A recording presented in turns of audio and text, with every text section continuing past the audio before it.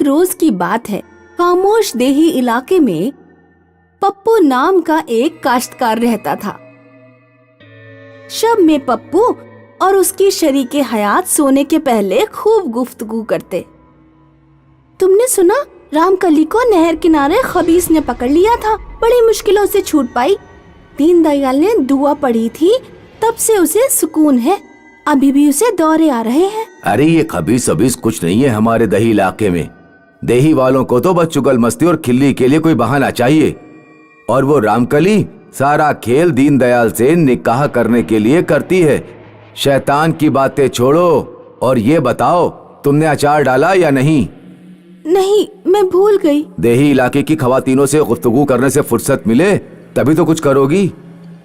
कल मैं बाहर से ही अचार खरीद कर लाऊंगा। अलबत्ता कुछ तबीयत खट्टा खाने के लिए मचल रही है। अगले दिन पप्पू पूरे दिन ज़रात में काम करता रहा। उसे अचार का शुमार ही नहीं आया। शब में जब वो घर लौट रहा था, उसने कहीं एक खवातीन की सदा सुनी। अचार वाली, अचार ले लो, आम का अचार, नींबू का अचार, मिर्च का अचार। अरे मैं तो भूल ही गया था, मुझे अचार खरीदना था। ये सदा कहाँ से आ रही है? आसपास तो कोई नजर नहीं आ रहा है। पप्पू ने ऊपर की जानिब देखा। एक खवातीन दरख्त पर बैठी अचार फरोख्त कर रही थी। अचार ले लो, आम का अचार, नींबू का अचार, मिर्च का अचार। इतनी खूबसूरत खवातीन पप्पू ने कभी नहीं देखी थी। वो उसे देखते ही उसकी खूबसूरती में मौलिस हो गया। उसकी समझ में नहीं आ रहा था कि आखिर ये खवातीन दरख्त पर बैठकर अचार क्यों बेच रही है। सुनिए मोहतरमा अचार वाली, मुझे आम का अचार चाहिए था। औरत ने रस्सी से एक मटकी नीचे लटका दी। ये लो आम का अचार, रस्सी खोलो और मटकी में पैसे बांध दो। पप्पू अचार लेकर अपने घर की तरफ रवाना हो गया। पेड़ पर अचार बेचने वाली वो औरत थी एक खबीस। आखिर एक बशर मेरे जाल में फंसी गया। मेरा अचार खाकर धीरे धीरे इसका पूरा कुनबा मेरे कब्जे में आ जाएगा। फिर मैं इसके कुनबे के साथ कुछ भी कर सकती हूँ। इस देही इलाके को खा लूंगी और इसकी ज़ौजा को अपनी जगह काम पर अचार फरोख्त करने के लिए लगा लूंगी। धीरे धीरे पूरा देही मेरे बस में होगा। उधर पप्पू मन ही मन बेहद खुश था। कहाँ मेरी रामकली, शक्ल की न सूरत की, और कहाँ वो अचार वाली। जरूर उस अचार वाली का पति नहीं होगा, तभी वो अचार बेचकर अपना गुजारा कर रही है। कल उससे जरूर बात करूंगा और पूछूंगा कि वो दरख्त पर बैठकर अचार क्यों बेचती है। पप्पू ने उस रात खूब जमकर अचार खाया। अलबत्ता उसकी बीवी ने थोड़ा सा अचार ही चखा। आज तो तुम बहुत खुश नजर आ रहे हो, क्या बात है? ये अचार की खुशी है। इतना बढ़िया अचार मैंने अपनी जिंदगी में कभी नहीं खाया। रात के 2 बजे पप्पू की आंख खुली। उसे महसूस हुआ कि वो किसी के ऊपर सो रहा है। उसने उठकर देखा तो उसके पेट के नीचे एक खबीस थी। अरे मर गया, अरे बचाओ, कोई बचाओ, शैतान है, बचाओ।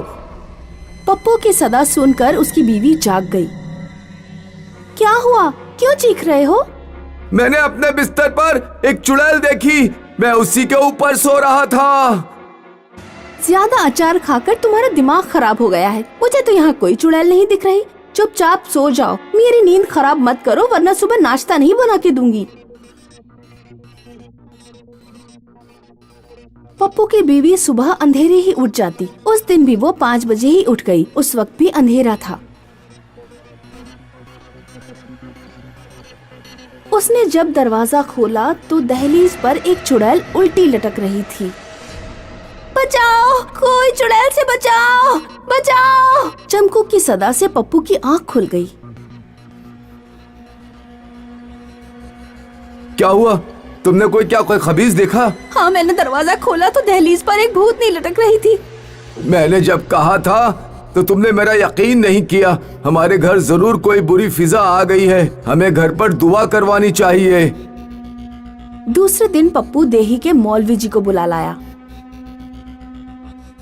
मैं दुआ कर रहा हूँ, तुम हिस्सा तैयार करो, हिस्से में सूजी का हलवा बनेगा। चमको ने हलवा बनाकर उसे ढककर रख दिया और दुआ में जाकर बैठ गई। कुछ देर बाद जब दुआ पूरी हो गई तो मौलवी जी ने कहा, पैसा लेकर आओ और दही इलाके में बांट दो। चमको बावर्ची खाने में पाहिस्सा लेने गई। उसने जब कढ़ाई के ऊपर की प्लेट हटाई तो उसके होश उड़ गए। कढ़ाई में हलवे की जगह भूतनी का कटा हुआ सर था। भूतनी, भूतनी, बचाओ मौलवी जी, बचाओ। मौलवी जी और पप्पू बावर्ची खाने के अंदर आते हैं। उन्हें भी कढ़ाई में भूतनी का कटा हुआ सर दिखा। मौलवी जी ने देखा कि बावर्ची खाने में अचार भी रखा है। अब मैं समझ गया कि तुम्हारे घर में क्या हो रहा है। ये अचार तुम कहाँ से लेकर आए हो? फुटपाथ के किनारे बैठकर एक खवातीन अचार बेच रही थी, मैंने उससे ही अचार खरीदा। वो कोई औरत नहीं, बहुत पुरानी चुड़ैल है जो अपना खून मिलाकर अचार फरोख्त करती है। वो अचार खाने की वजह से तुम लोगों पर भूतनी का असर हो रहा है। धीरे धीरे पूरे इस सरजमीन पर तुम्हें भूत नजर आने लगेंगे और तुम भी भूतों की तरह रवैया अख्तियार कर लोगे। मौलवी जी, हम तो अचार खा चुके, अब तो कोई हल निकालिए बचने का। परेशानी की कोई बात नहीं, अभी अचार तुमने एक बार ही खाया है। अचार धीरे धीरे असर करता है। तुम दोनों अपने मुंह में उंगली डालो और उल्टी कर दो। जो अचार तुम्हारे पेट में गया है वो काफी हद तक बाहर निकल आएगा। पप्पू और चमको उल्टी करके अपना पेट खाली कर देते हैं। मौलवी जी, हम तो किसी तरह बच गए, लेकिन वो चुड़ैल दही के और लोगों को अपना अचार खिलाएगी। इस मुसीबत का पूरा हल कैसे होगा? मौलवी जी ने कहा कि उससे छुटकारा पाने के लिए हमें उस दरख्त को काटना होगा जिस पर वो चुड़ैल बैठती है। उस पीपल के दरख्त की जान एक दूसरे में बंद है और दरख्त उसी वक्त काटना चाहिए जिस वक्त चुड़ैल मौजूद हो। दोस्तों, अगर आप इस कहानी का दूसरा हिस्सा देखना चाहते हैं तो कमेंट करें। Second part. अमित अपने वालिदैन के साथ दही इलाके में रहता था। अमित के बाबा जान शब में शहर के मुर्दा घर में चौकीदारी करते थे। एक शाम में 2 बजे अमित का फोन बजा। हाँ बाबा जान। बेटा, तू जल्दी से मोटरसाइकिल से मुर्दा घर आ जा, बहुत अजीब चीजें हो रही हैं। मुर्दे जिंदा हो गए। हाँ, आजा बेटा आजा। Hello hello hello. क्या हुआ बेटा? माँ, बाबा जान के साथ मुर्दा घर में कुछ अनहोनी हो रही है, मैं वहीं जा रहा हूँ। बेटा, अपना ख्याल रखना। अमित जब मुर्दा घर पहुँचता है तो देखता है कि दहलीज पर उसके बाबा जान की लाश पड़ी है। अमित के बाबा जान की लाश है, लेकिन पोस्टमार्टम में डॉक्टर्स अमित के बाबा जान की मौत की वजह नहीं जान पाते। मैंने ऐसा केस पहले कभी नहीं देखा। उनके जिस्म पर कोई निशान नहीं, लगता है कि उन्होंने खुदकुशी की है। अमित के बाबा जान की बेवक्त मौत की वजह से अमित को वो नौकरी मिल जाती है। बेटा, तू मुर्दा घर की चौकीदारी मत कर, वहाँ नाइट शिफ्ट करनी होती है। तेरे बाबा जान की तरह अगर तुझे भी कुछ हो गया तो मैं किसके सहारे जिंदगी गुजारूंगी? डॉक्टर और पुलिस बाबा जान की मौत की वजह नहीं जान पाए। मैं वहाँ नौकरी फाइज हुआ हूँ, पता करके रहूंगा कि बाबा जान की मौत की वजह क्या थी। अमित अपने बाबा जान की तरह मुर्दा घर में चौकीदारी करने लगा। अमित अक्सर देखता कि रात में 2 डॉक्टर्स ऑपरेशन रूम में पिए हुए बाहर निकलते। वो अक्सर अमित को बज़ में बुलाते थे। अरे चौकीदार साहब, कभी कभी हमारे साथ भी महफिल की रौनक बना लिया करो। नौविज़ल्लाह, मैं शराब नहीं पीता। कभी कभी डॉक्टरों के साथ एक बाबा भी आता था। एक दिन अमित दरवाजे पर कान लगाकर ऑपरेशन रूम की बातें सुन रहा था।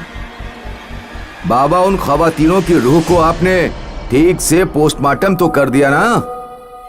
हाँ, लेकिन उनमें से एक खवातीन का भूत मेरे कब्जे से बाहर है, इसीलिए तुम्हें होशियार रहना होगा।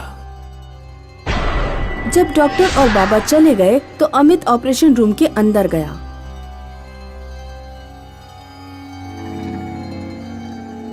एक भूतनी अमित के पुष्ट पर लद गई और उसका गला घोटने लगी। जिंदा नहीं छोड़ूंगी तुझे। नहीं छोड़ूंगी तुझे। अमित पूरी कश्मकश से पास में रखे मिट्टी के तेल की बोतल उठाता है और अपनी पुष्ट पर लदी हुई भूतनी के ऊपर डाल देता है। फिर वो अपनी जेब से माचिस निकालता है और एक तीली जलाकर पीछे भूतनी पर फेंकता है तो भूतनी गायब हो जाती है। अमित तुरंत मुर्दा घर से बाहर निकलकर मुर्दा घर का दरवाजा बंद कर देता है। दूसरे दिन अमित घर पहुंचकर सारी बात अपनी अम्मी को बताता है। उस कमरे में जरूर कुछ राज छिपे हुए हैं, लेकिन वहां कोई साया है। वो रूम किस काम आता है? उस कमरे में ही मुर्दों की चीर फाड़ होती है। माँ, क्या तुम किसी अच्छे फकीर या मौलवी को जानती हो जो बस इतना कर दे कि मैं जब मुर्दा घर में जाऊं तो भूत खबीस मेरा कुछ ना बिगाड़ पाए? हाँ, हमारे देही इलाके में मालवीय सलाहुद्दीन भूत खबीस के बारे में जानते हैं। उस रात अमित सलाहुद्दीन मौलवी की दी हुई अंगूठी पहनकर मुर्दा घर पहुंचता है। वो मुर्दा घर के अंदर जाता है तो देखता है कि बाबा दुआ पढ़ रहा है। पास में दोनों डॉक्टर्स बैठे हैं और जमीन पर एक खवातीन का जिस्म पड़ा है। अमित, तुम यहाँ क्या कर रहे हो? बाहर जाओ यहाँ से। यहाँ ये सब क्या हो रहा है? ये सब तेरे इल्म से परे है। निकल यहाँ से बाहर। तेरा अब्बा फिर भी समझदार था, लेकिन तू तो बिल्कुल बेवकूफ है। तभी अचानक खवातीन का जिस्म खड़ा हो जाता है। पास की अलमारी में ऑपरेशन के रखे सामान से खवातीन का भूत बाबा के गले में कैंची पेवस्त कर देता है। बाबा जगह पर ही मर जाता है। दोनों डॉक्टर कमरे के बाहर भागते हैं, लेकिन दरवाजे बंद हो जाते हैं। कहाँ भागोगे कमीनों? खवातीन का भूत दोनों डॉक्टरों का गला पकड़ लेता है और गला घोंटकर मार देता है। खवातीन का भूत अमित पर हमला करने की कोशिश करता है, लेकिन अपनी अंगूठी की वजह से अमित बच जाता है। तुम कौन हो और तुमने इन डॉक्टरों को क्यों मार दिया? ये डॉक्टर नहीं, शैतान थे। मुर्दा घर की खवातीनों के जिस्म को लाते थे और उनके साथ गलत काम करते थे। और वो बाबा? डॉक्टर जिन खवातीन के साथ गलत काम करते थे, बाबा उन रूहों का पोस्टमार्टम करते थे। रूहों का पोस्टमार्टम? हाँ, वो बाबा उन लोगों को जल्द से जल्द दूसरी विलादत दिलाने की कोशिश करता था, ताकि वो रूहें शैतान बनकर डॉक्टरों को परेशान ना करें। मेरा इन सब गलत कामों से कोई लेना देना नहीं है। मैं अपने बाबा जान की जगह नौकरी करने आया हूँ। लेकिन तेरे बाबा जान भी डॉक्टरों के साथ मिले हुए थे। आत्मा अमित को छोड़ देती है। अमित घर वापस आता है और सारी बातें अपनी अम्मी को बताता है।